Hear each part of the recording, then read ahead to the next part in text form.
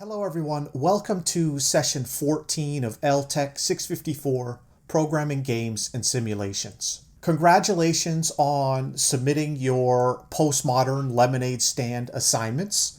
I know these were significant projects for all of you, and I want to do a little bit of a post-mortem now that you have this project under your belt. So let's reflect a little bit on game production project number 1. Now, the purpose of this assignment, of course, was to experience a full cycle of designing and developing a single-player turn-based simulation. And in order to do that, we had to draw on a number of overlapping areas, specifically computer programming, game design, and to a certain extent, learning design. Now, if we were to continue working on these projects as actual educational video games or simulations, the next step in the process would be to begin testing them. And so as we read in the Shell article, there are actually different types of testing that are available to us. One type of testing that Shell points out is really focus groups.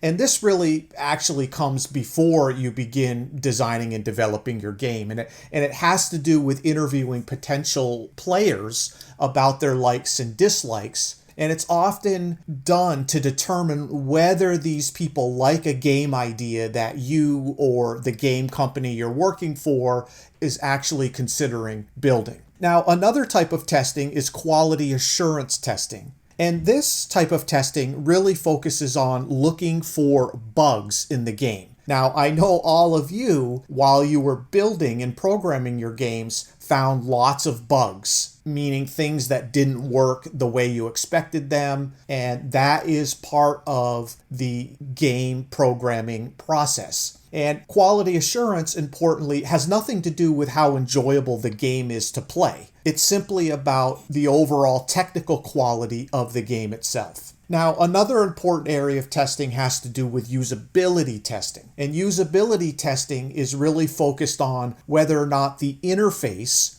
and the systems that you've built are intuitive and easy to use. Both of those characteristics, intuitive and easy to use, are important and they're necessary for a game to be enjoyable to play, but they're not enough to make a game enjoyable to play. And that's why we have a fourth type of testing, which is called play testing. Play testing involves getting people to play your game to see if it engenders the experience for which it was designed. Now, we can make a connection here to the ideas of the formal elements of games and the dramatic elements of games. Are those operationalized in your version of Lemonade Stand in a way that engenders the experience you were hoping it does? Now, importantly, playtesting is essential to making a good game. It can help you find problems early on while there's still time to fix them. And importantly, it can help build the design team's confidence to let them know that they're making the right game for the right audience. Now, in his article, Shell points out that a playtest is kind of a prototype. Not a prototype of the game itself, but a prototype of the game experience, which he argues is what we care about the most. Shell also argues that playtesting should be done with specific questions in mind. And a very vague question like, is this game fun, is not particularly helpful. So these are a sampling of questions that Shell suggests you might want to pursue in your playtesting experiences. So for example, do kids like my game better than adults? Are players ever bored? Are players ever confused? What strategies do players find on their own? Does the game have hidden bugs? And which parts of the game are most fun? Which parts of the game are least fun? These are the types of questions you would try to answer through playtesting. Now I want to focus a little bit more on some of the aspects of computer programming that were involved in producing Game Production Project 1.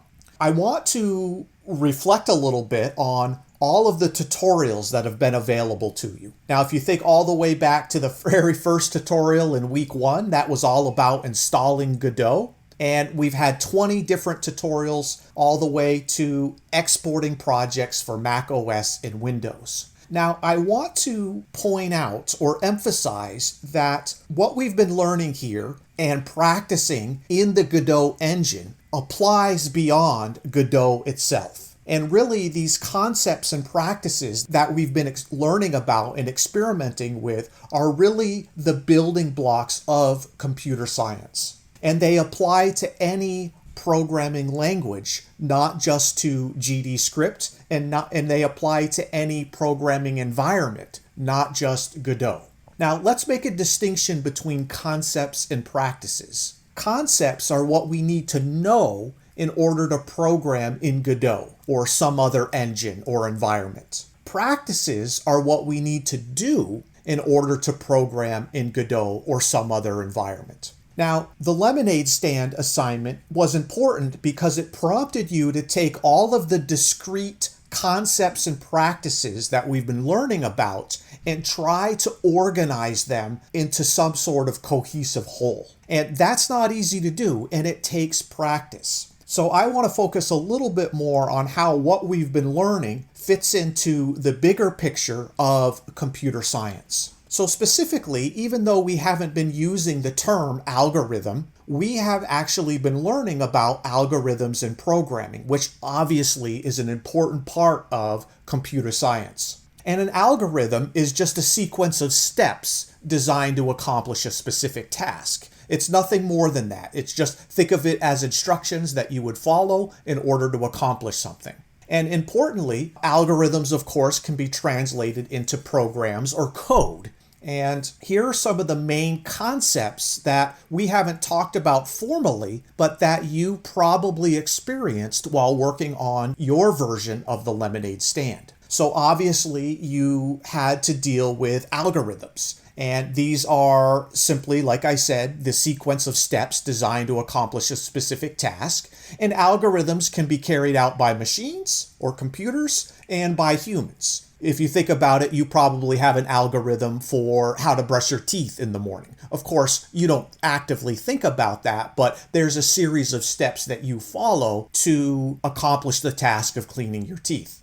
Now, another important concept related to algorithms and programming are variables. And of course, computer programs store and manipulate data using variables. And that was a very important concept in making Lemonade Stand work. You had to know what day it was. You had to know how much money the player had. You had to know how many ingredients the player had. All of that information was stored and manipulated through variables. Another important concept is the concept of control. And in programming, control structures specify the order in which instructions are executed within a program. And we do that through using if-else statements. An if-else statement is an example of a control structure.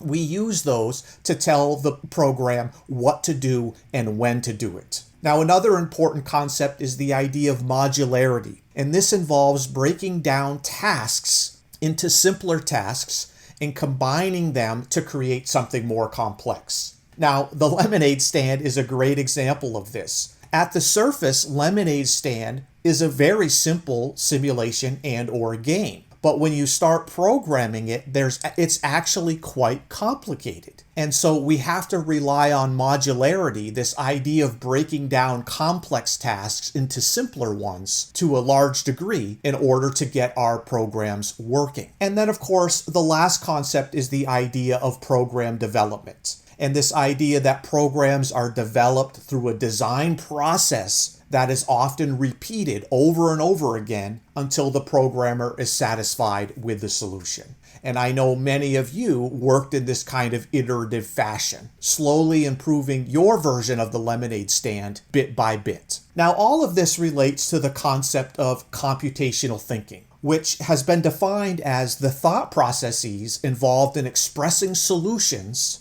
as computational steps or algorithms that can be carried out by a computer. Now, computational thinking is at the heart of computer science and is delineated by 4 important practices.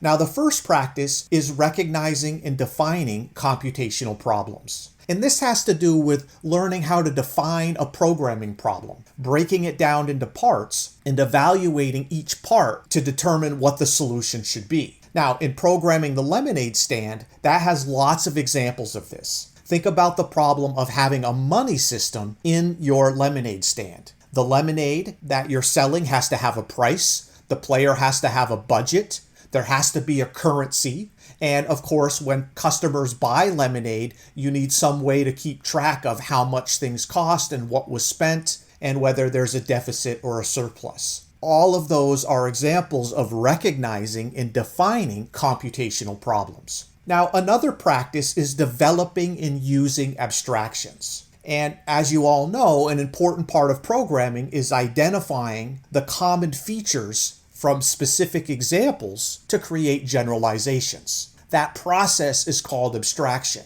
In the lemonade stand, once you figured out how to program one ingredient, say lemon or sugar, it was easy to replicate that logic to add multiple ingredients. Why? Because all of the ingredients are more or less the same. They have a name, they have a price, and the player has a specific quantity of that ingredient. In this sense, the ingredients are all the same, even though they appear different to players. That's an example of developing and using abstractions. Now, the third practice is creating computational artifacts. Computational artifacts is just a fancy label for programming games, simulations, visualizations, so on and so forth. Basically anything that can be programmed. The process of developing computational artifacts embraces both creative expression and the exploration of ideas to create prototypes and solve computational problems. And the fourth practice related to computational thinking involves the deliberate and iterative process of improving a program over time. And it has to do with testing and refining. And it includes debugging, in other words, identifying and fixing errors, and comparing actual outcomes to intended outcomes. In other words, does my game work the way I think it does? And of course, testing and refining that over time is an important part of learning to program games and simulations. So I wanted to cover those concepts and those practices related to computer science. And I really hope that working on these projects was inspiring for you. And I wanted to share this quote with you from the K-12 Computer Science Framework, which argues that more than just a tool, computers are readily accessible medium for creative and personal expression. In our digital age, computers are both paint and the paintbrush.